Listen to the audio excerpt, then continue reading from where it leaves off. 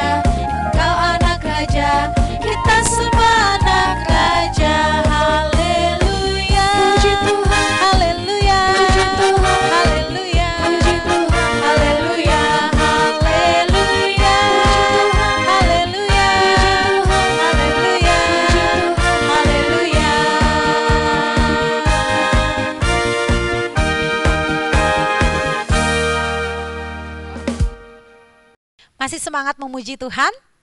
Pagi hari ini kita semua akan bersama-sama belajar menyanyi nyanyian kemenangan iman yang ada di gereja kita. Mari kita bernyanyi bersama-sama Ajaib Anugerah Yesus.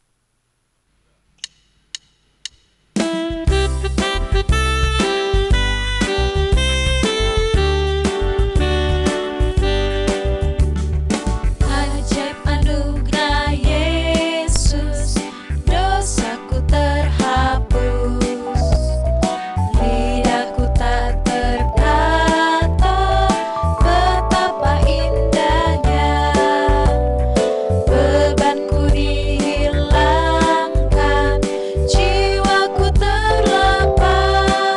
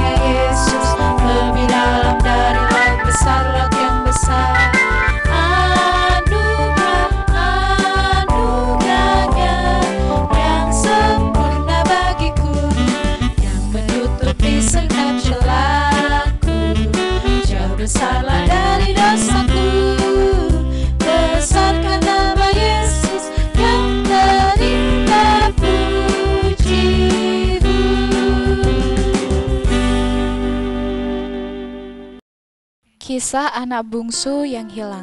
Lukas 15 ayat yang ke-11 sampai 32.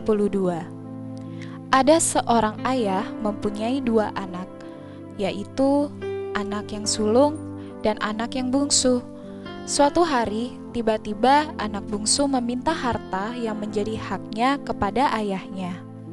Lalu, ayahnya memberikan semua harta itu kepada anak bungsu. Beberapa hari kemudian, anak bungsu itu menjual hartanya dan ia mendapatkan banyak uang. Lalu, anak bungsu itu pergi ke negeri yang jauh. Anak bungsu itu memboroskan uangnya dengan hidup berfoya-foya. Uang anak bungsu pun habis dan ia mulai melarat, dan negeri itu mengalami bencana kelaparan. Lalu anak bungsu itu pergi, ia mencari kerja dan menjaga babi di ladang. Karena sangat lapar, anak bungsu itu pun juga ingin makan makanan babi itu, tetapi tidak ada sisa. Lalu anak bungsu menjadi sadar dan ingat betapa enak menjadi pegawai ayahku yang berlimpah-limpah. Anak bungsu itu pun pergi, pulang dan ingin menjadi orang upahan ayahnya. Ketika anak bungsu itu masih jauh, ayahnya telah melihatnya dan merasa kasihan. Sang ayah berlari, mendapatkan anak bungsu itu, lalu memberikan pakaian, cincin, dan sepatu terbaik. Anak bungsu telah kembali pulang, dan mereka semuanya bersukaria. Tiba-tiba anak sulung marah karena diadakan pesta, tetapi ayahnya berkata, "Hartaku adalah kepunyaanmu. Sebab anakku ini telah mati dan menjadi hidup kembali. Ia telah hilang dan didapat kembali." Nah, adik-adik, kita semua sudah menonton video tentang apa? Ada yang tahu? Perumpamaan anak yang hilang di dalam Injil Lukas pasal 15 ayat 11 sampai ayat yang ke-32. Nah, Kak Eva mau tanya-tanya nih kepada adik-adik semua yang ada di rumah. Nanti Kak Mayang dan Kak Nita akan bantu ngejawab ya.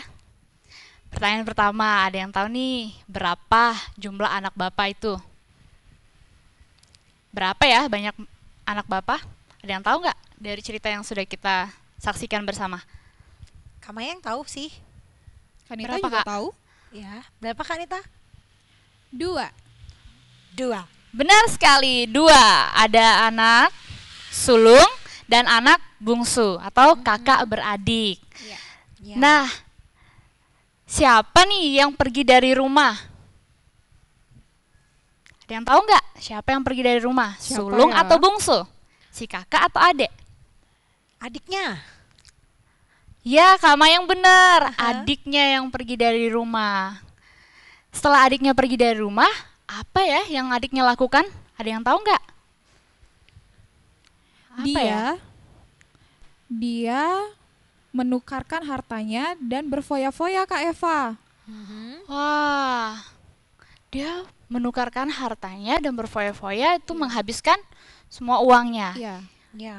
Itu benar yang sekali. dilakukan oleh si bungsu atau si adik. Dan dia akhirnya apa yang terjadi setelah dia berfoya-foya? Ada yang tahu? Dia gak punya uang pakai beli makanan, dia Iya, kelaparan. Dia kelaparan. Habis. Dia gak punya tempat tinggal. Wah, habis semua uang yang dia miliki. Jadi anak bungsu ini menghabiskan semua hartanya dan akhirnya dia kelaparan. Kemudian dia mencari apa? Pekerjaan ya. Pekerjaan yaitu menjaga babi di ladang. Ketika dia kelaparan, dia ingat pada siapa? Siapa yang dia ingat? Dia ingat sama bapaknya yang di rumah. Oh iya, benar sekali. Dia ingat sama bapaknya. Iya. Di rumahku banyak makanan. Aku nggak perlu makan makanan babi di sini. Aku nggak perlu mau makan makanan ini karena di rumah bapakku ada banyak makanan. Mungkin aku harus pulang aja. Gitu kan, Kak? Ya, benar sekali Kak Mayang. Dia memikirkan bapaknya yang di rumah, yang memiliki banyak makanan. Ya. Jadi yang dia lakukan adalah dia pulang ke rumah. Nah, ketika dia pulang ke rumah di dalam perjalanan, bapaknya ternyata menunggu. Ya. Apa yang dilakukan bapaknya ketika melihat si anaknya ini pulang? ketika Apa ya? anaknya pulang, si bapaknya langsung menyambutnya Kak Eva. Benar, benar. Wah, Bapaknya berlari-lari, lalu memeluk dia. Iya, lalu apa lagi? dia langsung memberikan sesuatu nih Kak Eva kepada si anak ini. Wow, baik Adik-adik banget ada yang ya. tahu nggak apa yang dikasih oleh bapaknya kepada anaknya yang hilang ini? Ada yang tahu? Kalau nonton video tadi pasti tahu nih. Diberikan apa? Satu, pakaian. Terus? Dua, cincin yang ditaruh di Cincin. jarinya. Aha. Dan sepatu. Sepatu. Wih, pintar semuanya. Yap. Jadi bapak menyambut anaknya yang hilang dengan pelukan, dengan ciuman, kemudian memberikan pakaian, cincin, dan sepatu. Dan mengadakan pesta. Wow, benar sekali. Wow. Mereka bersuka cita bersama-sama karena anak yang tadinya hilang udah pulang kembali. Jadi dirayakan oleh Bapak. Ya senang sekali ya. Luar biasa bapak Ya. sayang kepada anaknya. Ya, Padahal benar. anaknya sudah berpikir bahwa nanti kalau dia pulang lebih baik dia jadi upahan bapaknya aja. Dia sudah takut apakah bapaknya akan marah. Ternyata bapaknya menyambut dia dengan Ya. luar biasa. Itulah kasih seorang bapak kepada anak-anaknya. Ya. Jadi adik-adik, kalau kita jatuh di dalam dosa, kita berdosa, kita datang kepada Bapa, minta ampun, mengakui semua kesalahan yang kita buat, karena Bapa akan mengampuni dan memberikan kesempatan kepada kita untuk hidup di dalam Dia. Luar biasa ya kasih Tuhan. Benar sekali. Dan ini juga perlu untuk kita ingat bersama-sama. Sebagai anak-anak di rumah kita harus taat sama orang tua kita. Kita nggak boleh memboroskan harta milik orang tua kita. Dan kita nggak boleh pergi dari rumah. Nanti orang tua kita menjadi sedih, mereka khawatir. Ya, benar Jadi kita harus sekali. belajar hidup taat sama orang Iya. tua kita ya. Seperti kita taat sama Tuhan. Terima kasih Kak Mayang. Itu benar sekali, kita harus mentaati orang tua, turuti apa yang orang tua katakan. Seperti kita taat sama Tuhan Yesus. Jadi, ketika kita jatuh dalam dosa, kembalilah kepada Tuhan dan minta ampun. Tuhan Yesus memberkati. Nah, terima kasih Kak Eva. Tadi kita sudah mengulas kembali tentang kisah anak bungsu yang hilang. Nah, saat ini, pada hari ini kita mau menghafalkan ayat nih kakak-kakak. Ya, ayat dari Yohanes 1 ayat yang ke-12. 12. Nah, gimana kalau misalnya kakak-kakak kita hafalkan bersama-sama ya? Ya. Boleh. Ya. Yohanes 1 1 ayat 12.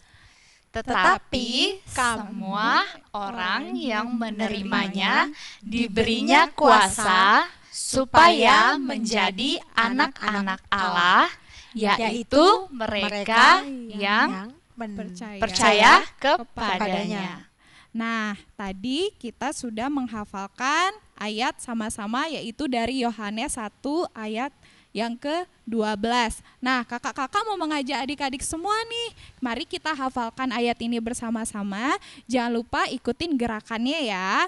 Nah, tadi kita sudah menyaksikan video, kita menghafalkan ayat. Itulah bentuk kasih Bapa kepada kita semua.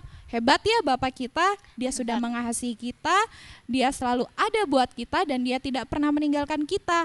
Nah, kita sebagai anak-anaknya harus menjadi anak yang taat dan harus patuh baik kepada Bapa kita, Allah kita dan juga kepada orang tua kita. Dilakuin ya adik-adik. Ya. Yohanes 1 ayat 12.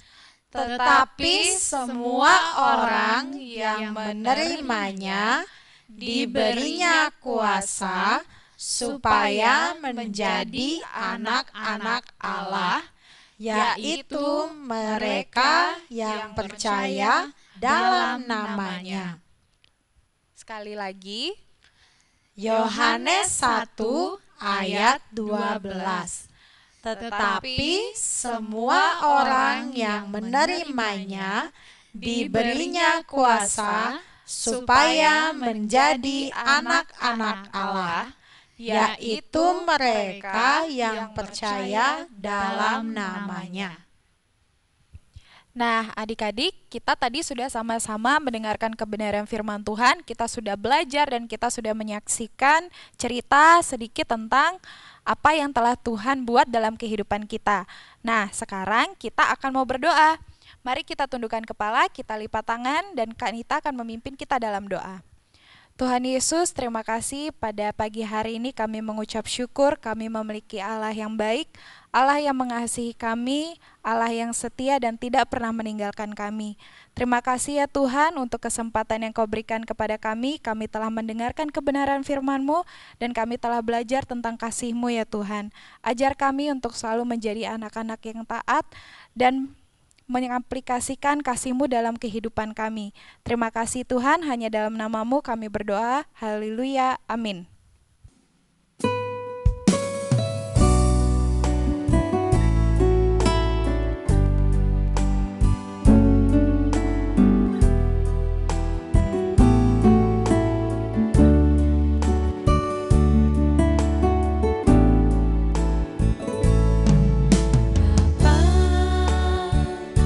Besar sungguh kasih setiamu,